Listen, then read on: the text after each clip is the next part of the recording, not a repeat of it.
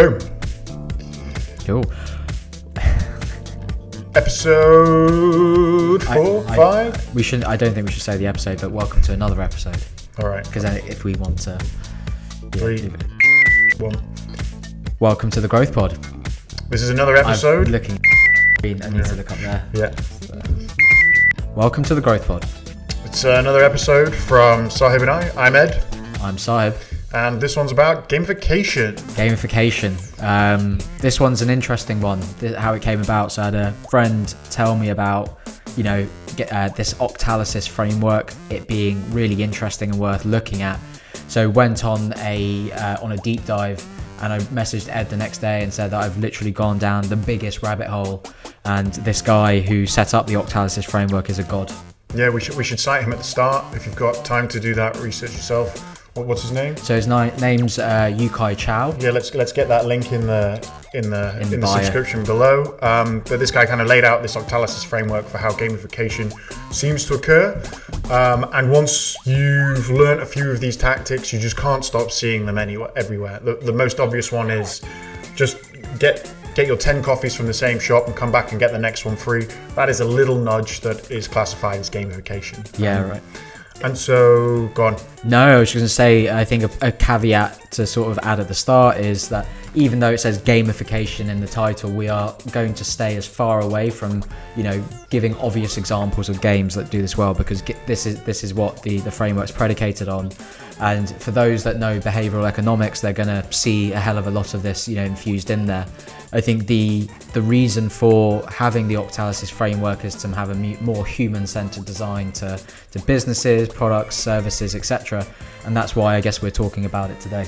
Yeah, I think the name game or the gamification just comes from do some action, receive some reward, or avoid some negative consequence, and that is most prevalent in Snakes and Ladders, for goodness sake, right? So, yeah. You like Snakes and Ladders? Yeah. That's your Friday night. It is, yeah. It's called the Octalysis because there's 8 different corners of an octagon, and the top half, known as white hats, are all positive reinforcing emotions, and the bottom one are all negative, so white on the top and black on the bottom.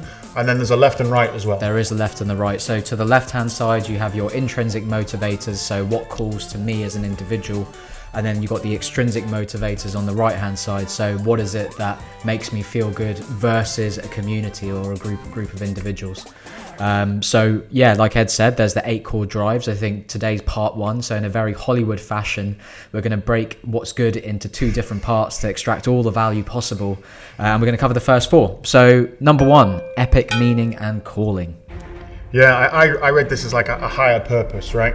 You, games, life, like to try and make you believe that you're part or working towards something a lot bigger than just that immediate task then and there. People don't tend to go to work just for the immediate task. They go to work for their paycheck, because their paycheck goes towards family in some way or other, and then etc. That is your higher purpose. Now, if we then drill down to how do we see brands and companies trying to break into this, the first one that rung bells for me was the kind of emphasis on the environment and sustainability. Right? So without greenwashing anyway. It's a dramatic pause. Yeah. Go. Brands are very much trying to assimilate their consumers with the higher purpose of, you're doing something good for the environment, or you're doing something for local farmers. They may be, but it is such a minutiae part or effort that they're making.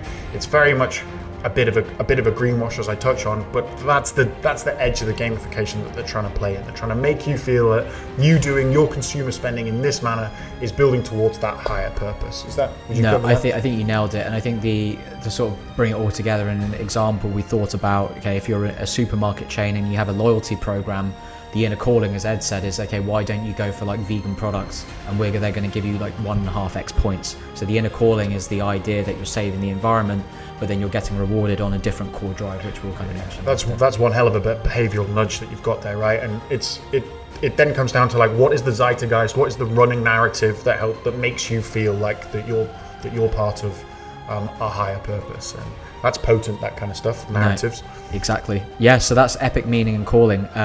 The other So the link to gaming is the whole idea of beginner's luck, right? Like you can really bring out something in someone to make them feel that they should invest more time in something.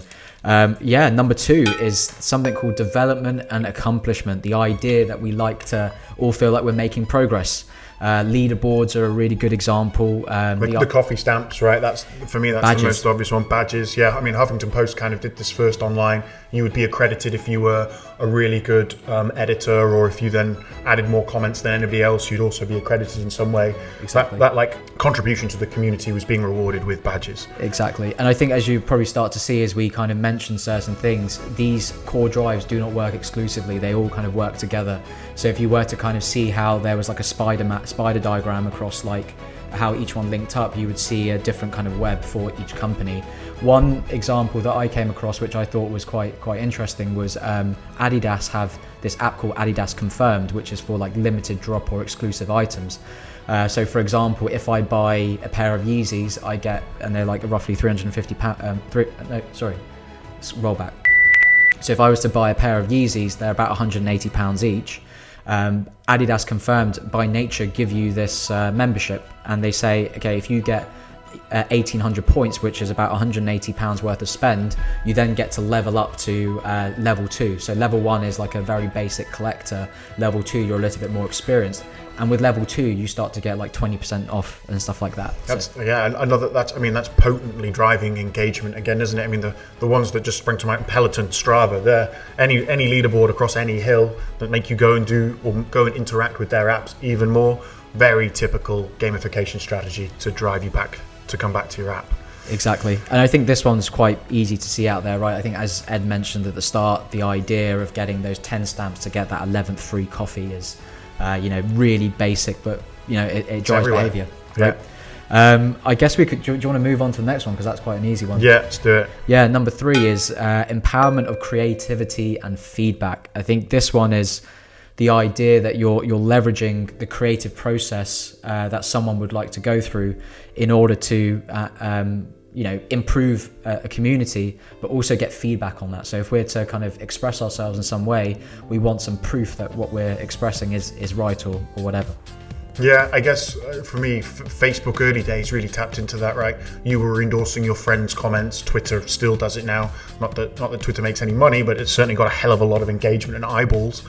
I think like does Waze tap into that in some respect if you're contributing to the road traffic management of other other Waze users? Exactly. Yeah, I think that's a really like good example where if you're driving along, Waze will basically show where other users have identified problems, and then they basically input that problem, and then other drivers will be notified about that. I think your example of social media is so important, because what they say is that when you start to empower people to bring their creativity to a platform, but then also get feedback, you start to create a self-sustaining system. You don't need to create new products and services. They sort of self-generate. So if you take Instagram, that is a perfect example. Like Roblox, right? That was my next one. You have children building these worlds, of which the likes of Nike et al. Come in and also build alongside them, but your crowd are creating the content from which your platform just reaps the benefit off, doesn't it? Yeah, exactly. And I know we said we wouldn't mention a game, but Roblox is a very unique example because it has its own in-game economy, so it's effectively like a business within a business. It's a Decentraland for children a little bit, isn't it? Right? Yeah. Exactly. That's a cool one. Personally, at least I think so. The next one is ownership and possession.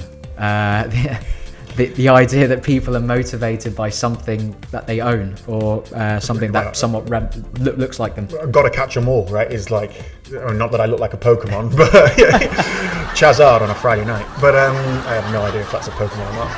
Got to catch them all. Ownership and possession. I mean, ownership and possession is one of the biggest drivers of kind of like the Web3 economy, right? The consumer, usually Gen Z or younger millennial, is kind of fed up of these large corporations taking all of the share of the profit themselves. They want ownership, and thus we're seeing these new models of businesses, Web3, DAOs and whatnot.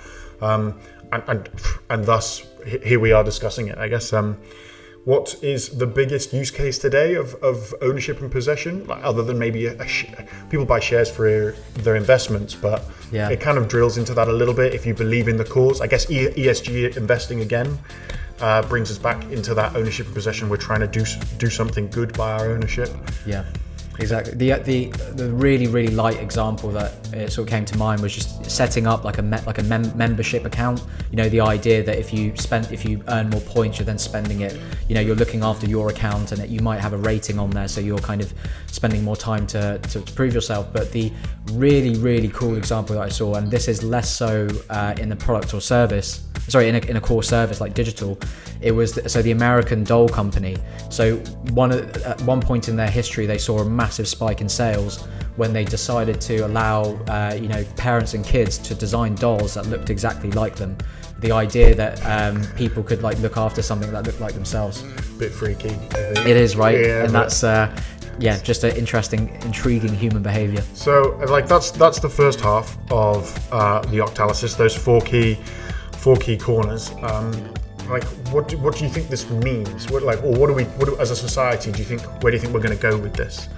I'm starting to see a lot more apps and services like employ these tactics. Like there's like cab companies that are ride-hailing companies that are coming up and starting to use this as a differentiating factor. And I think that's it, right? How do you differentiate yourself versus a very crowded field? Because we see that the pace of change in tech is by the minute or by the hour. And you just laid in your app with these incentives to hopefully help that Metcalfe's law and get your network effect. I mean, for me, I see this could easily be turned into a social credit system a la the CCP, and if you have a central bank digital currency, you can laden it with some of these kind of incentives so that you're able to earn or not lose money by acting in a behavioural in a certain way according to the nudge, which can be frightening on some respect, but it's up for the voter to decide, I guess. Exactly, and it's in the hands of the creator to use this in the best way possible. Hey, with great power comes great responsibility. That was awesome.